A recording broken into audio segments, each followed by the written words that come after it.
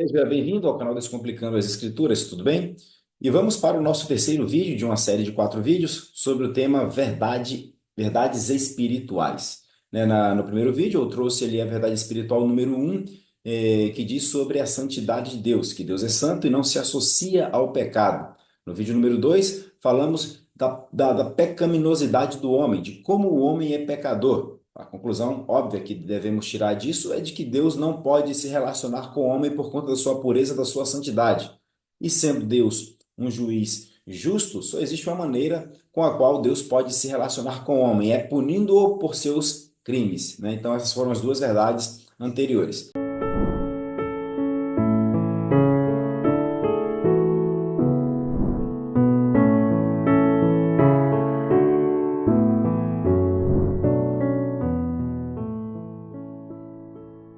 E a verdade número 3, que também será feito de igual modo foi com as outras, apenas a leitura dessa reflexão feita pelo reverendo Wagner Bonfim, da Igreja Presbiteriana do Brasil. A verdade número 3 fala que Jesus é a solução de Deus para o pecado. Ora, se Deus é santo, não se associa ao pecado, e o homem é pecador, só existe uma solução, é Deus punir o pecador. E aí a verdade espiritual número 3, ela vem exatamente para trazer um conforto para o pecador, trazer um alívio para o pecador, de que Jesus é a solução de Deus para o pecado.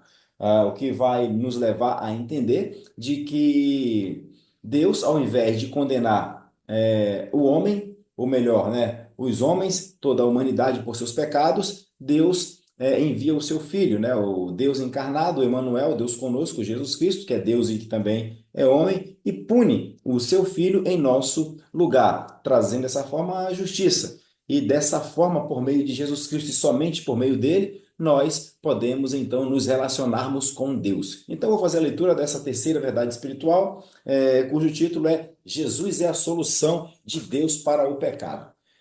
E começa dizendo assim: a solução para o problema do pecado e do pecador, né? Pecado e pecador é a mesma coisa, né? Não existe pecado sem o pecador.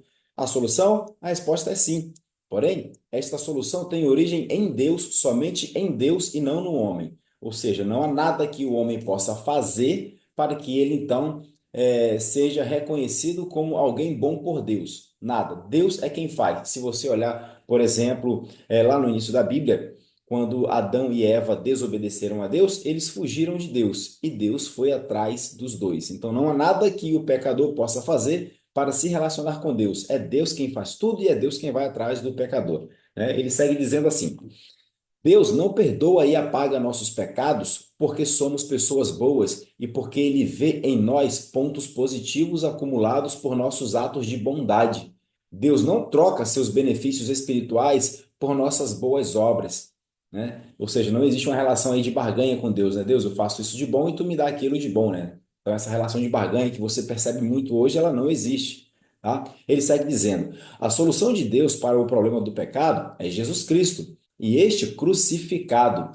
É isso que queremos compreender. Qual é mesmo o nosso problema diante de Deus, que nos coloca na condição de eternamente condenados? Resposta: o pecado. Mais uma vez, não tem como você dissociar o pecado do pecador. Então, aquela frase muito conhecida, né, que Deus odeia o pecado, mas ama o pecador, ela não é uma verdade completa, porque não tem como você dissociar o pecado do pecador. Logo, se Deus odeia o pecado, Deus também odeia quem peca, né? Isso é uma conclusão muito óbvia. Você tem aí duas proposições. A conclusão óbvia é exatamente essa, que Deus odeia tanto o pecado quanto o pecador, porque não existe pecado sem o pecador, né?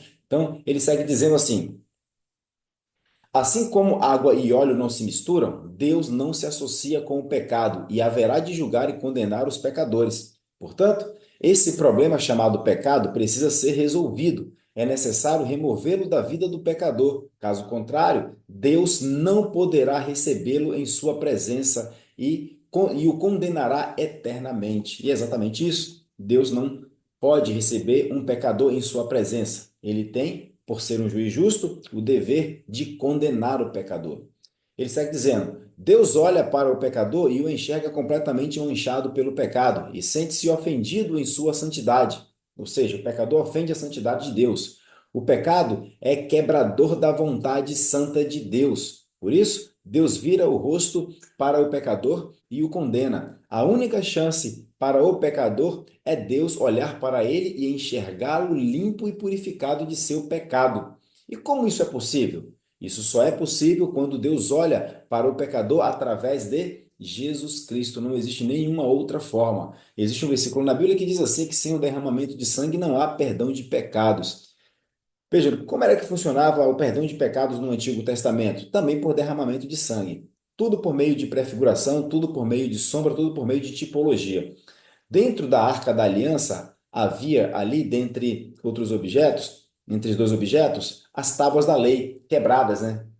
Simbolizando a desobediência do povo para com a lei de Deus, né? E a tampa da Arca da Aliança era feita com dois querubins olhando para dentro da arca, simbolizando o olhar de Deus para a sua lei quebrada, né? E naquela tampa ali havia um que era chamado de propiciatório, onde o sangue derramado de um cordeiro sem mancha, limpo, era aspergido naquele propiciatório. E quando aqueles querubins olhando para as tábuas da lei quebrada, e isso é apenas uma simbologia, tá? É uma representação, Deus olhava então e via que o sangue foi derramado. Ora, se houve derramamento de sangue, houve então perdão de pecados, né? Então houve a solução porque houve a condenação, né? Então essa ideia de perdão de pecados não é porque Deus perdoa o meu pecado, é porque ele condenou alguém. Alguém foi condenado porque o sangue sempre foi derramado. E é claro que tudo isso no Antigo Testamento funcionava como tipologia para o Novo Testamento, tá? Então, sem derramamento de sangue não há perdão de pecados. E aquele sangue cobria, portanto, ali a tampa do propiciatório, e o olhar de Deus para a sua lei quebrada, ele não via mais a lei quebrada, ele via a justiça que houvera sido feita. Isso vai percorrer ao longo da história da redenção até culminar ali na pessoa de Jesus Cristo, tá? Então é importante que entendamos isso também, tá? Então Deus não perdoa o pecador, ele condena, né? E quem ele condenou, a gente vai ver aqui adiante, que foi Jesus Cristo, tá? Veja o que diz aqui, ó. Segue dizendo. Em 1 João 3:5, lemos o seguinte: Sabeis também que ele se manifestou para tirar os pecados, e nele não existe pecado. Tirar os pecados, aqui é o mesmo que remover pecados. Isto significa que Deus pode olhar para nós, pecadores, e não enxergar nosso pecado. Mas isso só acontece quando Deus olha para nós através do sacrifício perfeito realizado na cruz por seu Filho perfeito, o Senhor Jesus Cristo. Lembra que eu disse do sangue derramado? Então Deus olha o sangue derramado ali na tampa do propiciatório, então a justiça houvera sido feita. Percebe que a justiça houvera sido feita. A mesma coisa é Deus olhando para nós. Deus olha para nós por meio de Jesus Cristo, porque nele, Cristo homem, Cristo Deus, a justiça fora feita, o sangue dele foi derramado. E agora, graças a esse sangue derramado, nós podemos nos relacionarmos com Deus. É por isso e somente por isso que todo o culto ele deve ser centrado na pessoa e na obra de Cristo. Os louvores devem ser centrados na pessoa e na obra de Cristo. A pregação da Bíblia deve ser centrada na pessoa e na obra de Cristo. As orações devem ser centradas na pessoa e na obra de Cristo por conta da justiça que foi feita nele. Por isso que também o texto bíblico vai dizer que ele é a justiça nossa. Ele é a nossa justiça. Tá bem? Então segue dizendo aqui, ó, em Hebreus 9:26, lemos que Jesus Cristo se manifestou de uma vez por todas para aniquilar pelo sacrifício de si mesmo o pecado. Lemos também que Jesus se ofereceu uma única vez para sempre para tirar os pecados. Hebreus 9:28. Sobre si e os nossos pecados, lemos que ele carregou em seu corpo sobre o madeiro os nossos pecados. 1 Pedro 2:24. E ao derramar seu sangue na cruz, isto é, ao morrer na cruz, nossos pecados foram mortos juntamente com ele, foram destruídos, apagados, exterminados, removidos e aniquilados. Por isso, lemos que o sangue de Jesus, seu Filho, nos purifica de todo pecado. 1 João 1:7. Ele segue dizendo: a diferença, portanto, entre um pecador perdoado e um não perdoado por Deus é que o perdoado recebe a ira, maldição e condenação de Deus através da mediação de Cristo Jesus, que é seu representante substituto diante de Deus, enquanto o não perdoado recebe diretamente sobre si a ira, a maldição e condenação de Deus sem a mediação de Cristo. Então, qual é a diferença? Que ambos são condenados, tanto aquele que foi justificado por Deus, quanto aquele que não será justificado por Deus mediante a obra de Cristo. O que acontece aqui é que aqueles que Deus salvou, ele então justificou, ele condenou por meio de um representante, que foi Jesus Cristo. Ora, se nós tínhamos um representante lá no Éden que era Adão e ele falhou e por conta dele nós temos o chamado pecado original e por isso somos merecedores da condenação de Deus, agora com Jesus Cristo nós fomos punidos por meio de um representante que é Jesus Cristo. No entanto, aqueles que não se arrependem, aqueles que não acreditam no Evangelho, aqueles que desdenham da palavra de Deus, esses sofrerão diretamente a ira de Deus, o ódio de Deus sobre eles. Essa é a diferença. E ele segue dizendo: isso explica claramente a razão pela qual Deus desamparou Jesus Cristo na cruz, ou seja, foi por causa do pecado dos pecadores que estavam sobre Jesus na cruz.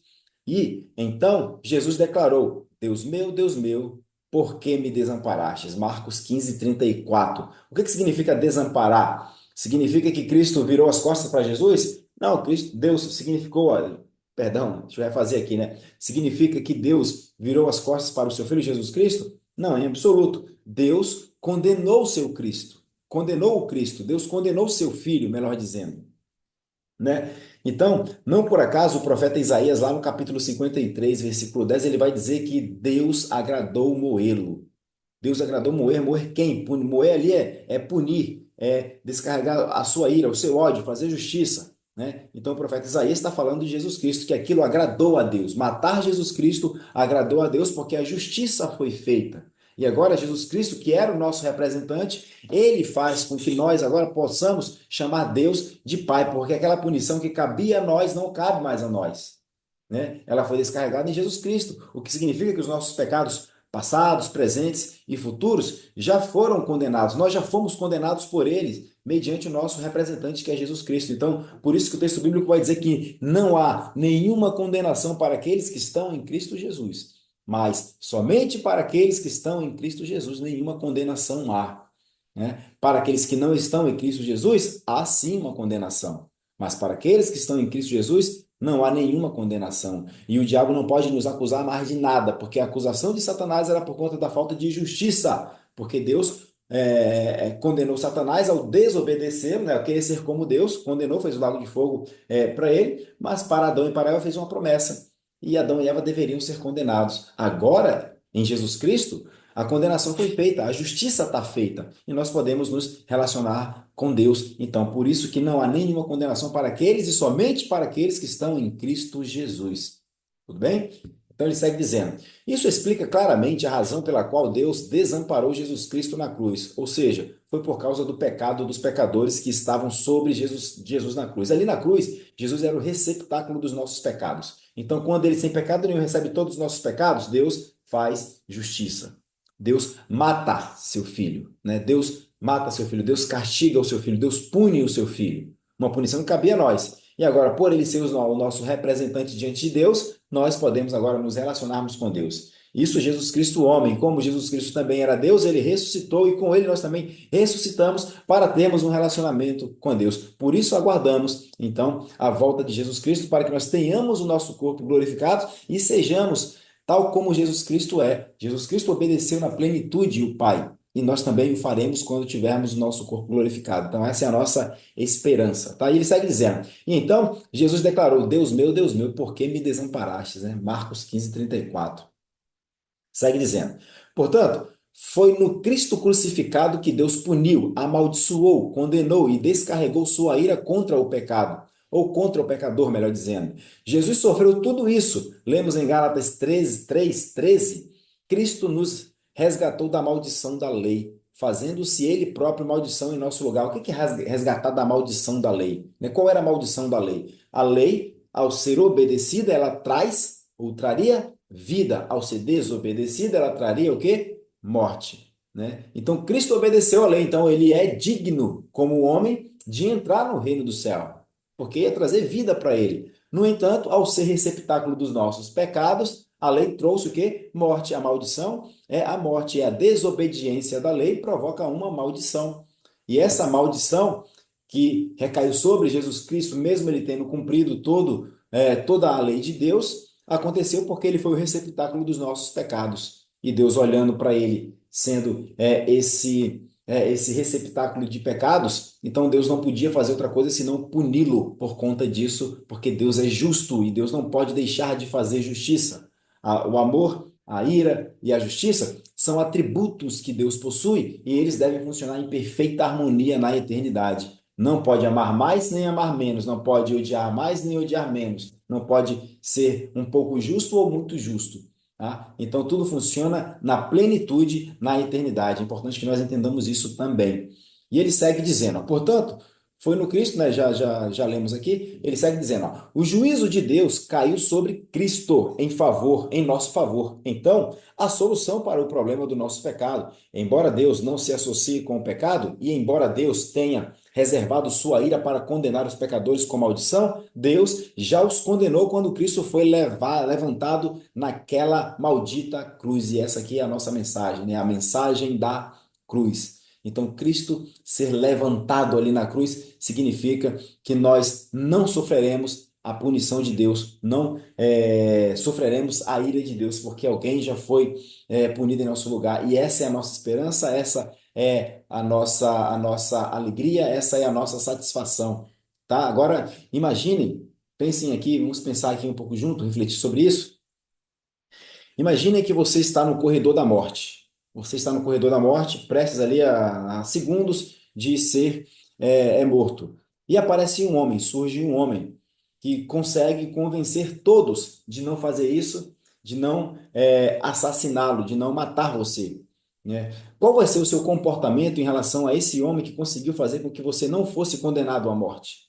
Vai ser de eterna gratidão, né? Sim ou não? Tem que ser, né? Tem que ser. E se assim o for, por que que nós, muitas vezes, não somos gratos a Jesus Cristo por conta disso? Nós caminhávamos para a condenação eterna, caminhávamos para o precipício do lago de fogo, iríamos cair no lago de fogo, onde o fogo nunca cessa e seríamos condenados. De repente vem um homem e nos salva, nos tira dessa condição e nos coloca em um relacionamento íntimo com Deus, de pai e filho. E por que muitas vezes nós não somos gratos a esse Jesus Cristo?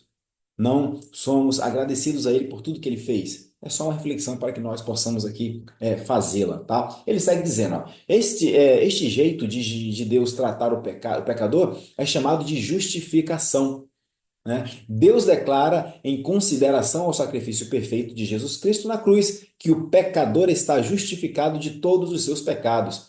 Isto significa que a dívida que o pecador tinha para com Deus foi totalmente paga por Jesus Cristo, o eterno e perfeito Filho de Deus. Segue dizendo: logo, se a dívida do pecador foi paga e quitada diante de Deus, Deus não vai mais cobrar o pecador e condená-lo, pois o ato perfeito da justiça, da justa condenação, já foi feito por Cristo e sobre Cristo na cruz. Assim, o perfeito ato de justiça de Cristo é aceito por Deus e aplicado pelo Espírito Santo sobre o pecador. E Deus declara o pecador justificado de todos os seus pecados.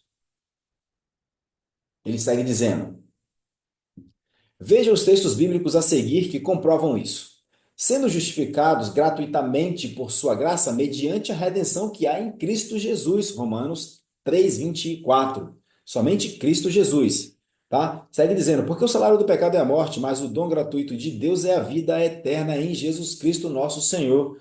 Merecemos a morte, mas por meio de Cristo recebemos o quê? A vida. Tá? Agora, pois, já nenhuma condenação há para os que estão em Cristo, porque a lei do Espírito e da vida em Jesus Cristo. Porque a lei do Espírito e da vida em Jesus Cristo e te livrou da lei do pecado e da morte. Romanos 8:1 e 2. Ou seja, Cristo nos livrou da condenação, do pecado, da morte. Segue dizendo, prestemos atenção nas palavras gratuitamente e gratuito, usadas em dois dos versículos acima. Sim, a obra realizada por Jesus Cristo nos é oferecida gratuitamente. A salvação é um grande presente que Deus dá na mediação de Cristo aos pecadores, livrando-os da condenação eterna. Então nós recebemos de graça, mas ela não foi de graça, tá? Ela foi para nós gratuitamente, mas ela não foi gratuita, porque houve um condenado. É importante que nós entendamos isso também, tá? Portanto, na perfeita pessoa de Jesus Cristo, seu Filho eterno, Deus perdoa o pecador de todos os seus pecados, passados, presentes e futuros, E Deus faz isso unicamente em consideração à obra de Cristo realizada na cruz em favor do pecador, sem qualquer custo para o pecador. Segue. Este, esta é a maior manifestação do amor que o mundo já viu. Embora destinados à condenação eterna por causa dos nossos pecados, Deus nos amou em seu Filho, Jesus, e resolveu enviá-lo ao mundo para morrer em nosso lugar e nos livrar da condenação eterna. Deus nos amou em seu Filho Jesus. Ver João 3,16, que é o texto que diz assim, né, a simplicidade do Evangelho, porque Deus amou o mundo de tal maneira que deu o seu único Filho para que todo aquele que nele crê não pereça, mas tenha a vida eterna. Então é uma reflexão que a gente pode fazer em cima desse versículo, tá? Ele segue dizendo: mas saibamos que Jesus, o Filho de Deus, não permaneceu morto. Ao terceiro dia ressuscitou, subiu aos céus, assentou-se à direita de Deus Pai, o Todo-Poderoso, e prometeu que um dia voltará para buscar os salvos e já perdoados, os quais viverão com ele para todo o sempre. Só Jesus é a solução para os nossos pecados. Portanto, precisamos de Jesus caso tenhamos interesse em receber o perdão de Deus e a salvação eterna. Tá? A reflexão que nós podemos fazer está lá em Romanos 6,23. Porque o salário do pecado é a morte, mas o dom gratuito de Deus é a vida eterna em Jesus Cristo, nosso Senhor. Ou seja, não há salvação fora de Jesus Cristo. Não há outro meio de nós nos aproximarmos de Deus que não seja por meio de Jesus Cristo. Tá? Então é importante que nós entendamos isso. Na primeira verdade espiritual, Deus é santo e não se associa com o pecado. A segunda verdade espiritual é que o homem é pecador. Logo, a conclusão óbvia, diante dessas duas proposições, é de que Deus só pode se relacionar com o pecador punindo-o porque Deus é justo e o pecador é réu. A terceira verdade espiritual é de que há solução para o problema do pecador, que é Jesus Cristo, né, o nosso Senhor. Ele é o nosso substituto diante de Deus. E por isso Deus puniu seu filho. E graças a essa punição nós podemos nos relacionarmos com Deus. Não nos esqueçamos que nós caminhávamos para a condenação eterna, caminhávamos para o abismo, caminhávamos para o sofrimento onde o fogo nunca cessa e seremos atormentados por Deus, porque isso é a justiça de Deus. Mas, diante da obra de Jesus Cristo, agora o nosso caminho ele mudou. Nós estamos agora caminhando em direção à glória, caminhando em direção à Nova Jerusalém, caminhando em direção a Deus. Nós podemos nos relacionarmos com Deus, mas só pode se relacionar com Deus aquele que crê em Jesus Cristo. Só pode se relacionar com Deus aquele que tem fé em Jesus Cristo, aquele que entende o que foi a obra da cruz, aquele que entende que o Verbo encarnado de Deus, ele veio para sofrer a ira de Deus em nosso lugar e, portanto, fazer com que nós agora possamos chamar Deus de Pai. Então é importante que entendamos isso. Essa é a nossa terceira verdade espiritual, tá? Então, na semana que vem, traremos aí a nossa última verdade espiritual. E encerrada essa série de 4 vídeos, eu volto à exposição de Apocalipse, né? Iniciando ali no capítulo 2. O capítulo 1 a gente já fez a exposição versículo a versículo. Agora a gente vai para o capítulo 2, tudo bem? Então, se você gostou, curte, comenta, compartilhe esse vídeo para que possa alcançar mais pessoas. É um vídeo bastante evangelístico, tá? Então, você que tem aí no grupo de suas famílias WhatsApp e não tem desenvoltura para poder pregar o evangelho, ou fica meio receoso, enfim, você pode enviar esses vídeos para que as pessoas possam assisti-lo de modo a ouvirem a mensagem do Evangelho, tá bom? Então curte, comenta, compartilha, se inscreve no canal, se torna membro do canal, ajuda no crescimento desse canal para que a gente possa alcançar mais pessoas, tudo bem? Então, Deus abençoe a sua vida e até o nosso próximo vídeo, se Deus assim quiser, porque se Ele não quiser, certamente não acontecerá.